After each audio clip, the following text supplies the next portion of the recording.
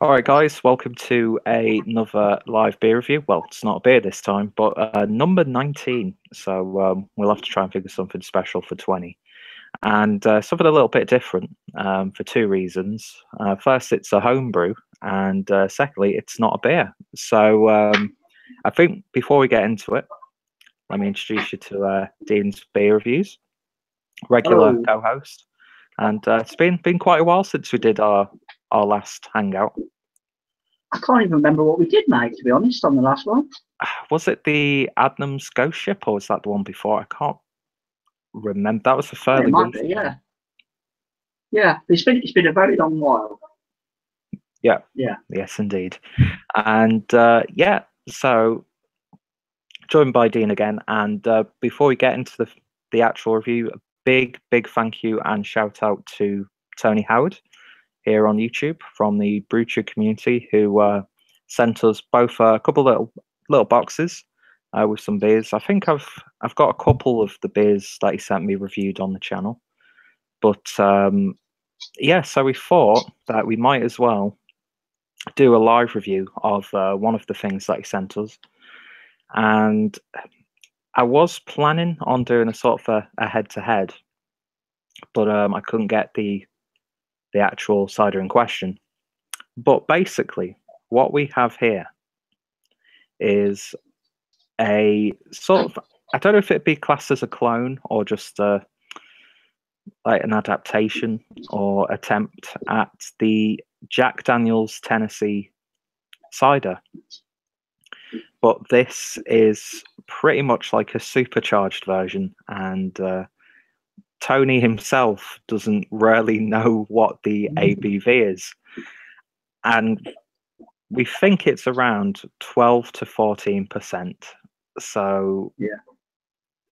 I don't know about you, Dean, but I'm not the biggest cider drinker. So a cider that it's got whiskey and is at least 12%, it's a little bit formidable. Yeah, I think this is gonna kick our asses, mate. I really do. Yeah. An imperial strength cider, isn't it? Really. Yes, indeed. And what my initial intention was with this live review was to actually do a sort of head-to-head with the actual Jack Daniel's Tennessee cider. But I don't know, the distribution in my area just seems to be really sketchy. Some supermarkets have it, then just nothing at all.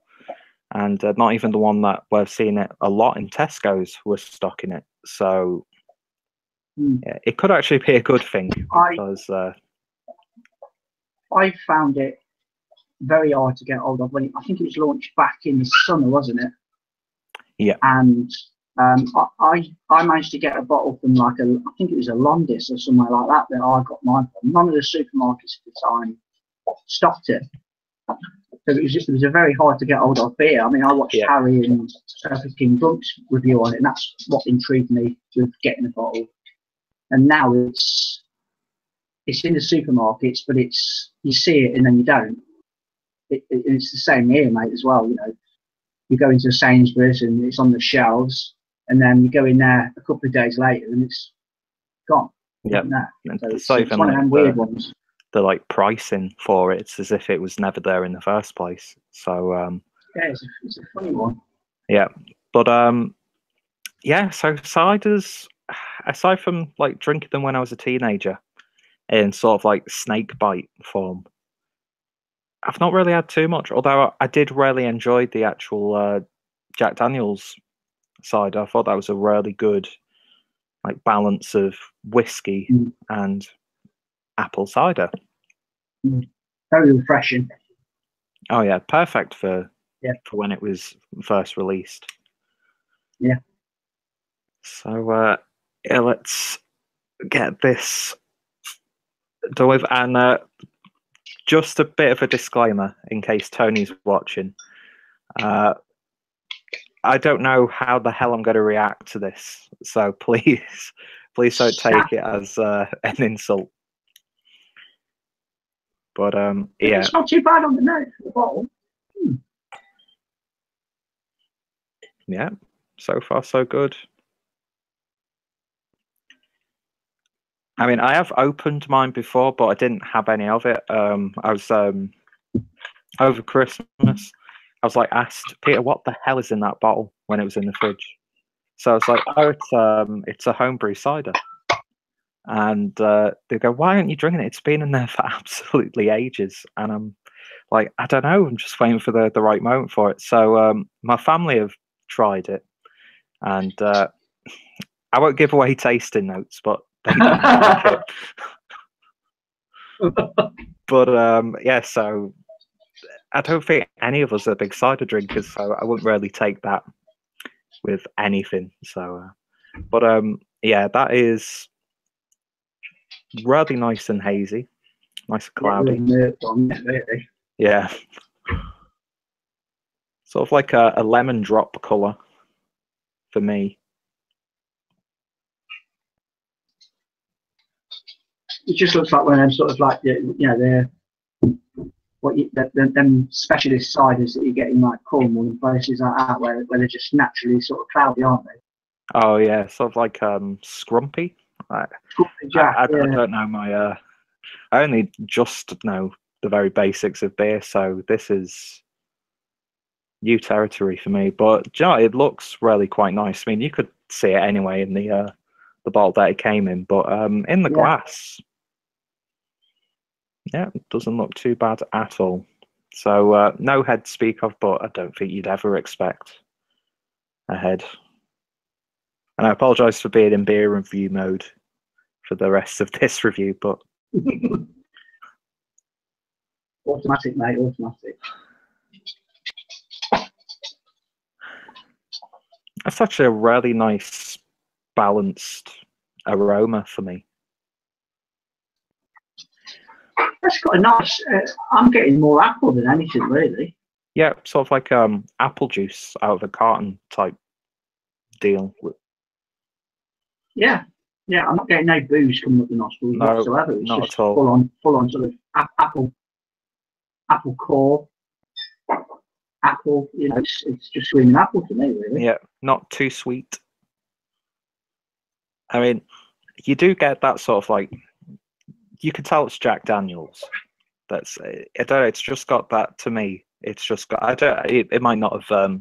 Tony might not have used Jack Daniels for it, but it reminds me of when I used to drink Jack Daniels. Sort of like in a mixed drink almost. But there's no like real harshness or burn from that. Nothing whatsoever.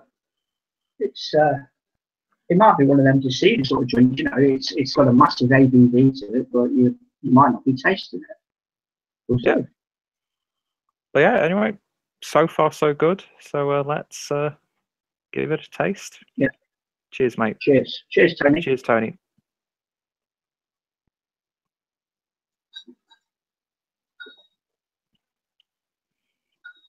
Oh, definitely in there. Oof.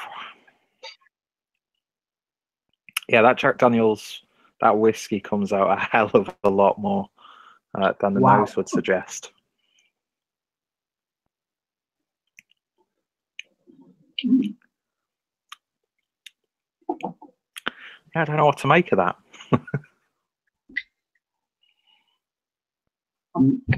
It's a shame we haven't got a bottle of the standard stuff just to compare it, because it's not a million miles off it. No, I mean, I was expecting to almost be like really, I don't know, sort of like puckering up as if you'd had a really sour beer. That's sort of like, because I do get that with a lot of spirits. But no, it's not as sharp as I was expecting it on that like first initial taste. I'm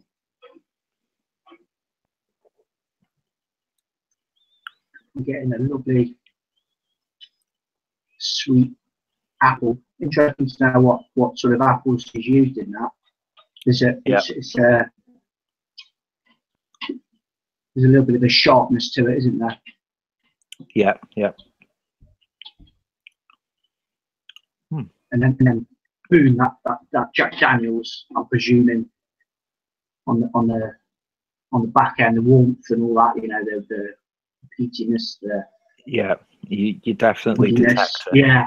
Yeah. On that back end. But a good balance. It doesn't sort of overtake the beer, does it? I don't think it. Oh, No, cider should. not really. I mean, just by the nature of it, you are getting like a big hit of acidity throughout. I'm getting. I mean, I've got that whenever I've had cider anyway. The very few times I've had this, it's got that like real sense of actual fruit in there, not just like a flavoring or like a flavored squash. It's got that like acidity you get and tartness with like proper apples. But I didn't mean like that in like an in your face, like the lining of your throat's disintegrating sort of way. No, a natural. Yeah. I get you with that one.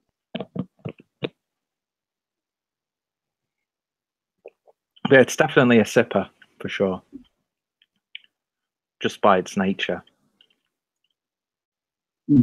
But surprisingly more drinkable than I was expecting. I didn't really know what I was expecting with this, if I'm being honest. It was just, I don't know, every time I saw it in the fridge, it was like goading me. Yeah. Daring me to open it. But I mean, what's the ABV on the JD at the supermarket? That's about 5.8, isn't it, or something? Something like that. It's definitely under 6.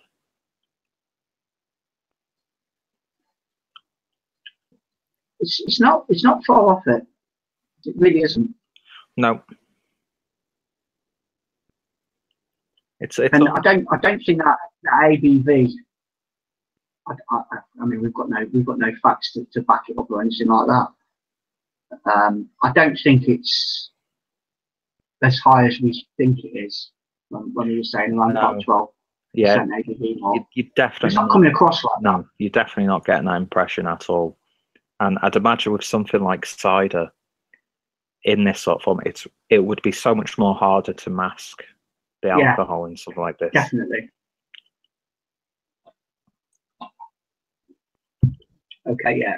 I mean, you do get that initial warmth in your guts and in your throat, but I'd go 8 to 9% maybe, 10 tops. Yeah, around that mark. It's quite a thirst quencher as well. Oh yeah, it is. That like sort of acidity and slight boozy tone, because it's like crisp. It's light in body as well. So there's really nothing like overwhelmingly bold about it. And I think that light body carries those flavors really, really nicely. So again, I could imagine this just like the original version being absolutely perfect on like a really hot summer's day.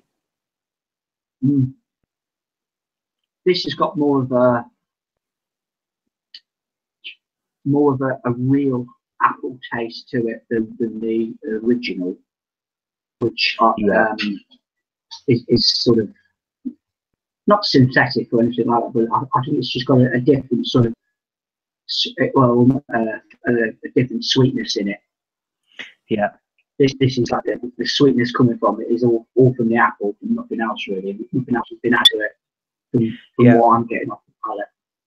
Because from what I remember of the Jack Daniels version, it almost had that sort of like not apple sauce, but like almost like an apple puree, which has had stuff added to it. Because I do think that was a little bit more sweeter than this one is. And the sweetness that I am getting in this is a little bit more authentic. But like you were saying, I don't think I wouldn't class the original as like a synthetic sweetness or like an additive, which it may well be. I'm really not too sure what their brewing process was for the original version, but this actually, you do get the impression it's like pretty much all natural. Proper, yeah. You can almost vision that you could see Tony in his kitchen pressing apples, Granny Smiths or whatever apple is used in it. It's just got a real sort of apple factor to it, like you said earlier. You know, the proper fresh apple juice, fresh and squeezed apple juice. Yeah. Core and all, peel and all. You know, the old shebang. You know. I quite like it. I think it's a yeah. I mean, a good cider. It's really enjoyable. I mean, I think what I've got in the glass now, I think that'll do me for tonight. I don't think I could have done the whole bottle in. Like, I don't think I could have done like a session with this involved.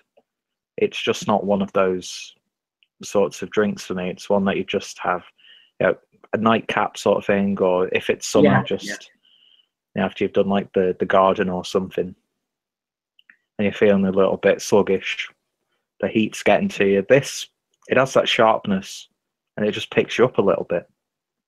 Yeah. This would be a great cider to sort of have. Yeah. Some, you know, the long nights of summer. You know, you're sitting out in the garden in the evening, just winding down. It's one of them sort of drinks. You know, just you know, it's dark, but it's still warm and muggy outside, and you know, yeah, I really like it actually. I think it's pretty decent stuff. Yeah, it's same here. I'm finding there's a lot now of TLC got into making that. Oh yeah, definitely. I mean, even though I was like worried, well, I think worried's a bit of a strong word, but you know, you just, when I first received it and read what it was, yeah, it was a bit formidable. But then after drinking some of Tony's homebrew, you know, without sounding like I'm massaging his ego, he knows what he's doing. Oh yeah. I mean, I've had his ESB and his London Porter, and I thought they were both really, really good examples of the styles.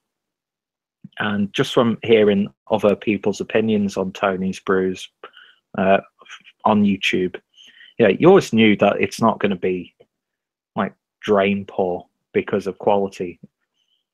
At the most, it would have been a little bit too much for me, and then I wouldn't have drank it. But I knew going into it that there was not going to be any quality issues. But thankfully, I mean, and some of his videos that he's done in the past, you know, he chucks a lot of money at his hobby. Oh yeah, and buying the raw ingredients that he needs to make it, and you know, you can just tell he's not pissing about, and he doesn't know what he's doing or anything like that. He knows exactly what he's doing, when he's doing it, and why he's doing it. And yeah, fair play to the man. Yeah, I'd have loved to have been able to try when he was doing his year in Hellers sort of experiments, because I can imagine them being really fantastic. He goes through these little batches, doesn't it? He'll play about with the Hellers style for a few months, bot it, leave it, and then he'll move on to blonde beers or, you know, porters or whatever. It's great. Yeah, really, really impressed with this. And I'm noticing. Sorry, dude. I was just saying, it's a very tricky drink to review. Yeah. You think lagers are hard to do. This is probably harder than lager as well, because you haven't, you know, you can't pull anything else out of it. All right, this has got a bourbon whiskey involved with it, so there's a bit more complexity to it than a normal bog standard apple cider, but it's still quite tricky to pull them flavour things out, isn't it? Yeah, yeah. But I don't know about you, but the more I'm drinking it, the more the aftertaste is like fresh, almost like green apple flavour. It's sort of like that warmth subsides from the whiskey, and then the actual really big hit of like pure, as if you've bitten an apple, comes out. Yeah, it has. It's got that. It just oozes freshness, even though it's been sitting in both our fridges for God knows how long. And whenever Tony sort of produced it, you know, there's probably a bit of age attached to this, but it's got a fresh feel to it, hasn't it? Yeah, you don't get like any sensation of characteristics being dulled down. It's as if like Nah, it's just come around with like a big jug of it straight just off the poured batch. straight in glass. Yeah. So I don't know if it would taste that much different pretty much as soon as it was drinkable, or if something has happened in the process. But yeah, that's as someone who's not a fan of cider, I think the fact that it's actually a little bit higher in ABV and it's got that addition of the whiskey, I think those sort of help it to, because I'm not saying that ciders are like a dull product, because you can do as much with cider as you can do with beer. You know, we're seeing a lot of like hoppy ciders coming out. Yeah. And all That's that the new thing now, isn't it? Yeah. These fancy looking canned ciders appearing on the supermarket shelves alongside the craft beers. You know, that area seems to be growing a little bit more now as well. Oh yeah. But I think I would be more interested to try something like this than just like, oh, this is our new apple cider from such and such company or whatever, because there's that sort of like little bit of intrigue about it. Yeah. But it'd be interesting to see someone like Chris from I can't remember what his channel's now, Trucking. The Trucking and Beer channel now, isn't it? Yeah, Chris. Yeah. Because he was, Chris the cider guy at one point. So it'd be interesting to see someone like him take on this. And I know Harry likes to dabble in the ciders a lot. I think they'd be quite impressed with this if they got a bottle of this. Yeah, it's good stuff.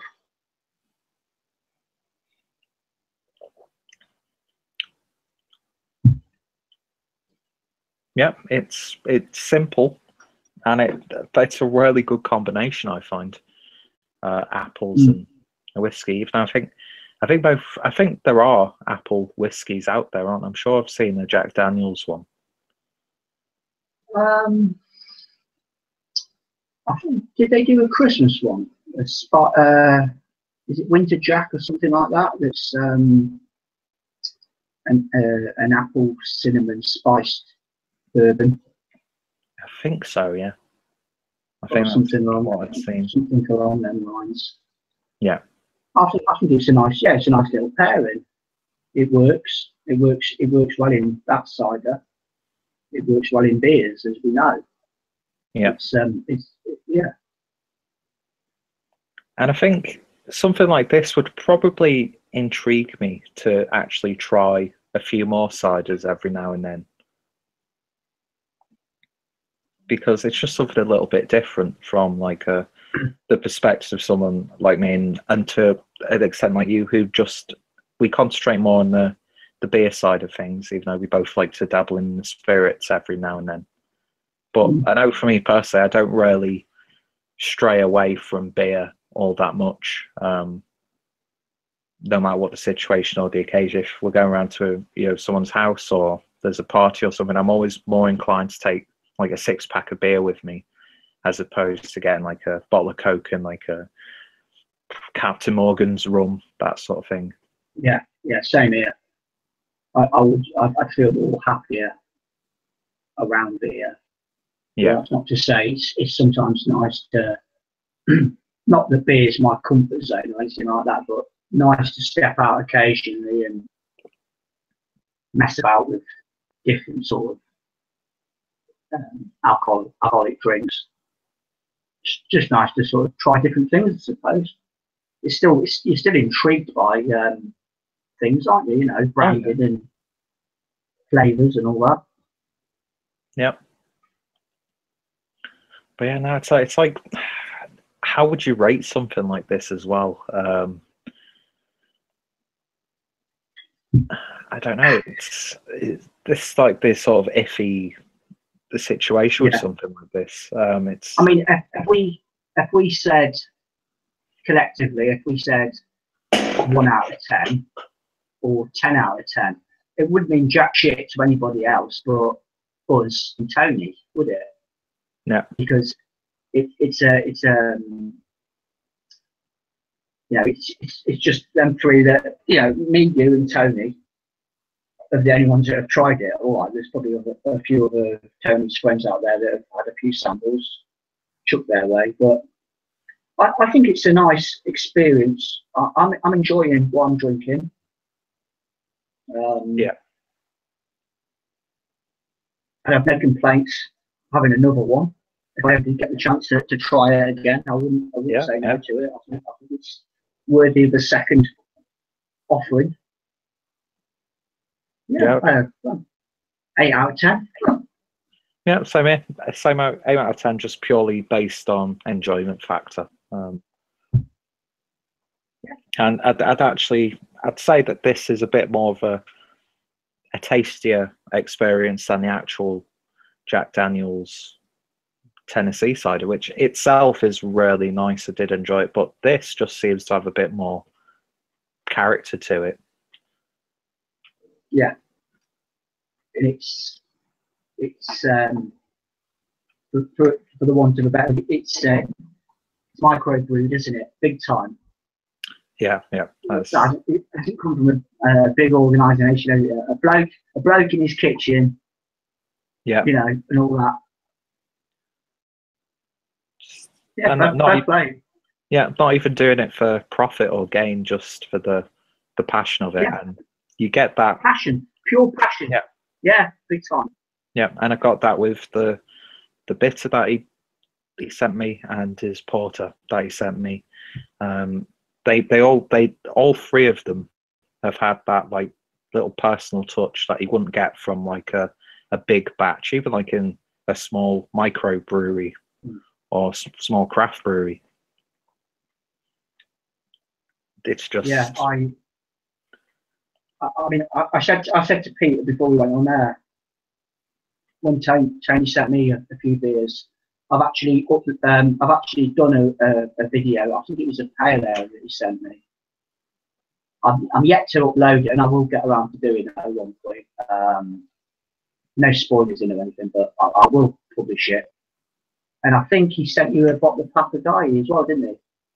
Yeah, he did. That was absolutely gorgeous. I love that. That was. Yeah, I really love that as well. That was. I'm not the biggest fan of Belgian beers, just because of certain flavours that I pick up a lot that just don't do much for me. But that was. That was so nice. From what I remember of it, it was a good blonde ale. Yeah. So that's about it. If anybody's watching this who's part of like the BrewTube community or something like that, who's tried it, I'd love to hear your thoughts, opinions, and feel free to put links in the comments to any reviews that you guys have done, because I'd be interested to hear different opinions on this, especially from those potentially who like go for ciders a lot more than I do. And the big thank you to Tony for letting us give this a go. I hope we've done it justice, especially considering, you know, I think this is actually the second time that I've reviewed something that's not a beer on the channel. And fantastic stuff. I'm sure Dean agrees with me. Yeah, big thank you to Tony, mate. I've thoroughly enjoyed it. We both thoroughly enjoyed it. It's been a pretty decent experience, really. I haven't got much left. No, I'm drinking it surprisingly quicker than I thought I would. But yeah, it has. It's got that it's a weird one because it's got that drinkability quality to it because of that. I think that freshness of the apple, but then at the same time, it has got that sort of, you know, you could just sort of sip it and take your time with it. There's two ways of looking at it, really. It's a very deceiving beer. Beer. I keep saying beer. Cider. Yeah, I keep having to stop myself from saying beer when I'm referencing this or comparing it to beer. Yeah. But, I do apologize. Yeah. I think Tony could have spurred me on to try a few more ciders. I mean, I was definitely interested after watching yours, Harry's, and Danny's reviews of the Jack Daniel's cider. I would have probably, without watching those videos, just might not have even seen it on the shelves. Might not have just paid any notice to it at all. But it just sounded really interested to me after it, and after drinking this, and from that experience, I might like give a go. You know, give some of those like hoppier ciders a go just to see how hops can work in that, and then yeah, and it's always good. You know, it exposes you to new things. And it's just like, you know, you have those moments where you're really into IPAs for like a few months. And then you have something like, Joe, I've not had this style before. Give that a try. Next thing you know, that's what you're picking up mostly on the shelves. And then you've got like the odd IPA and stout there as well. But I don't know. It's really, really pleasant surprise. Well, more than a pleasant surprise, actually. I think as well as you sort of, as your palate develops, I mean, I only have to go back to sort of the very first time coming from a background of drinking macro lagers and supermarket ales, which I still do, but just solely having them and none of this craft stuff. I can remember the very first time I had an Imperial Stout. And I was like, what the hell is this? Oh, it's horrible, it's harsh. Now, love the style, love it, because you grow into it, don't you? You know, you just take your time and just push along, try a little bit more, and in the end, it you know, you come to like it. Yeah, and I think that's what it's all about, just experimenting and messing about. You know, the first time, you might not quite dig it, but then you think, well, I'll give it another go, and then it might grow on you. You might enjoy it. Yeah, exactly. It's like with sour beers. Even if you've been drinking like pale ales and did lagers and stout, all the other styles, and then you're like, yeah, but they do sour beers. Why would you want a soured? Why would you want a beer with sour flavors? And then you try it, and next thing you know, you're just buying all these like Berliner Weisses, Gozers, and then the more Flemish red ales, and it's like, I wouldn't have done it if I didn't just take a chance buying that, giving it a try. I mean, I've had some sours where I'm like, this is just, it's too much like vinegar, especially more of the Flemish styles. They just could be a little bit too harsh for me personally. Yeah. But no, it's nice once in a while to do, to just mess about. That's what it's all about. It's just, it can be fun as well. All right, you know, you're paying good money for them sort of beers, and you might end up bloody not drinking them all, but you know, it's all part and parcel of doing it, isn't it? You're just messing about, experimenting. That's how I see it. Yeah, exactly.